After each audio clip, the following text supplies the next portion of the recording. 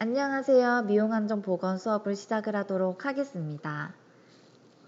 네, 오늘 수업에서는 건강과 질병, 그리고 공중보건의 개념과 발전에 대해서 공부를 해보도록 하겠습니다.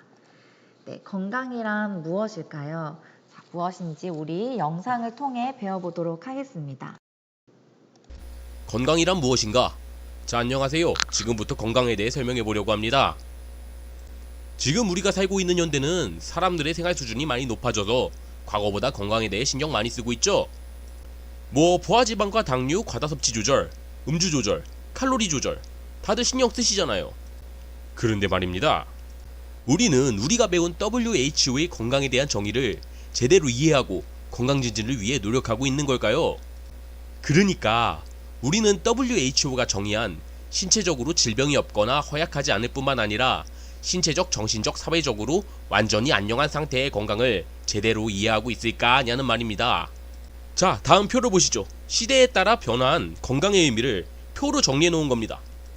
제1기로 분류되는 원시 중세 시대의 건강은 질병이 없는 건강한 육체인 생물학적 기능의 정상, 그러니까 육체적 건강만을 의미했습니다. 그리고 제2기인 르네상스 산업혁명 때 건강은 심리, 교육, 사회의 종합적인 이해가 추가되어 생물학적 플러스 심리적 의미의 이원론적 건강을 의미했고, 제3기 근대 및 현대 초기에는 생활의 다양화로 건강 저해 요소가 급증하여 정신적, 사회적 측면을 모두 포함하는 다원론적 정의의 건강이 되었습니다. 현대 WHO는 건강을 이렇게 정의합니다. 신체적으로 질병이 없거나 허약하지 않을 뿐만 아니라 신체적, 정신적, 사회적으로 완전히 안녕한 상태. 자, 여기서 우리가 무엇을 주목해야 하느냐? 신체적으로 질병이 없거나 허약하지 않을 뿐만 아니라 라는 부분입니다. 자, 이 내용을 보시면 신체적으로 건강한 건 건강의 기본이라고 설명하는 걸 알 수 있죠. 그런데 여러분, 저 사람 질병이 없고 허약하지 않은 사람의 상태를 현대 우리가 뭐라고 합니까? 우리는 통상적으로 질병이 없고 허약하지 않은 사람을 건강하다고 하죠. 자, 지금 제가 말하고 있는 게 무슨 의미냐면 신체적으로 질병이 없거나 허약하지 않은 상태를 기본으로 깔고 들어가는 게 현대의 건강인데, 현대를 살아가는 우리가 생물학적 건강만 준비된 사람을 건강하다고 하고 있는 겁니다. 이게 왜? 이게 뭐가 문제냐? 자, 생각해 봅시다. 현대에 우리가 질병이 없고 허약하지 않은 사람을 건강하다고 표현한다면 과거와 비교했을 때, 그러니까 원시 중세 시대의 초기 개념인 질병이 없는 건강한 육체인 생물학적 기능의 정상 상태의 건강 개념에서 도대체 뭐가 변한 겁니까? 건강의 개념은 원시시대, 르네상스 시대, 근대, 현대를 거쳐 오랜 기간 동안 계속 변화, 발전해 왔는데, 결국 우리는 개념의 발전과는 상관이 없이 원시시대와 같은 의미의 말을 사용하고 있는 겁니다. 사실 현대에서는 질병이 없고 허약하지 않은 사람을 신체적으로는 건강한 사람이 될 수 있어도 그 자체가 건강하다고 말할 수 없는 거죠.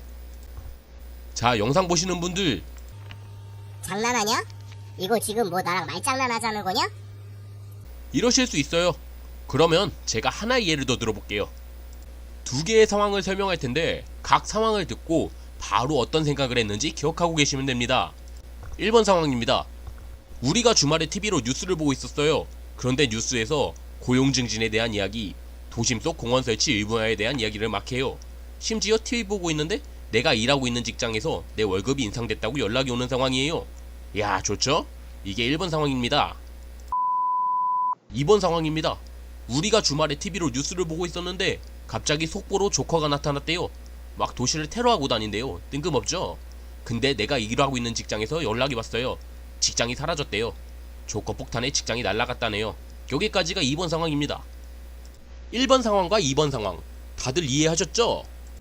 자, 여기까지 듣고 1번 상황에서는 사회적 건강 수준이 많이 올라갔다, 2번 상황에서는 사회적 건강 수준이 떡락했구나 라고 생각하신 분 손 한번 들어보세요. 괜찮아요, 손 한번 들어보세요. 제가 생각했을 땐 없을걸요? 혹시 손 드신 분들 있으면 내리셔도 됩니다. 보건학 공부 많이 하셨네요. 따봉 드립니다.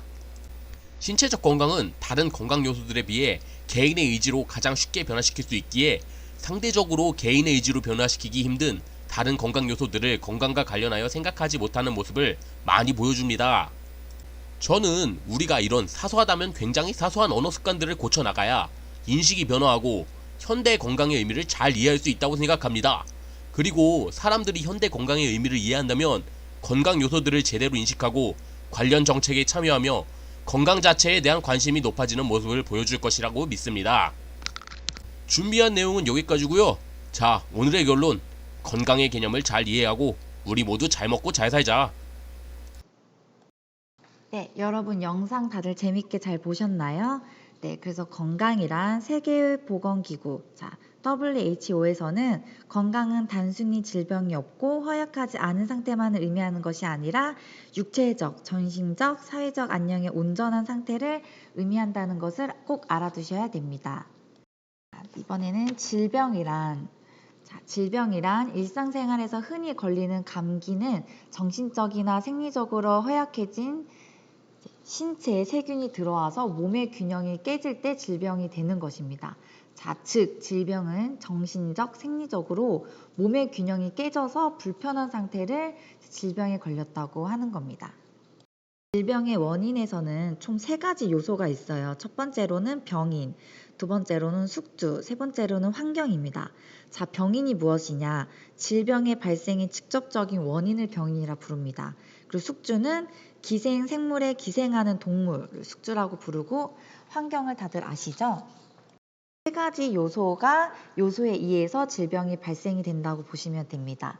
3가지 요소의 요인은 스트레스, 세균, 바이러스, 고용력, 영양 상태, 면역력, 가족력, 생활 습관, 또 음주, 흡연, 운동 부족, 이러한 것들이 합쳐서 질병이 되게 되는 겁니다. 이렇게 질병의 원인에는 어떤 요소가 있는지 알아보았고요. 질병의 예방 단계입니다. 질병이 걸리기 전에 예방 단계는 굉장히 중요하죠. 예방 단계는 총 3가지로 나뉘게 되는데, 첫 번째 단계는 질병 발생 억제 단계입니다. 질병이 발생하기 전에 예방을 하는 겁니다. 그러기 위해서는 균형 있는 식사와 휴식, 금연, 규칙적 운동, 비만 관리, 정기적 건강검진, 예방접종 등이 해방이 됩니다. 2차 예방으로는 조기 발견 및 조기 치료 단계인데요. 질병이 발생을 하더라도 조기에 치료함으로써 질병을 악화되는 것을 막고 지연시키는 겁니다. 그러기 위해서는 건강검진 등을 통해 질병의 중증으로 발전되는 것을 예방하고, 고통과 후유증, 의료비용을 등을 줄임으로써 효과적으로 질병을 치료하고자 하는 단계입니다. 세 번째 단계로는 재활 및 사회 복귀 단계인데요. 질병이 걸려서 후유증을 최소화시키고 사회생활에 적응할 수 있도록 노력하는 단계로 보시면 됩니다. 물리치료, 직업훈련 등이 해당이 됩니다. 이제 공중보건의 개념으로, 보건은 사회적, 국가적 범위로 확대하여 주민 모두의 건강을 유지하고 증진시키는 기술입니다.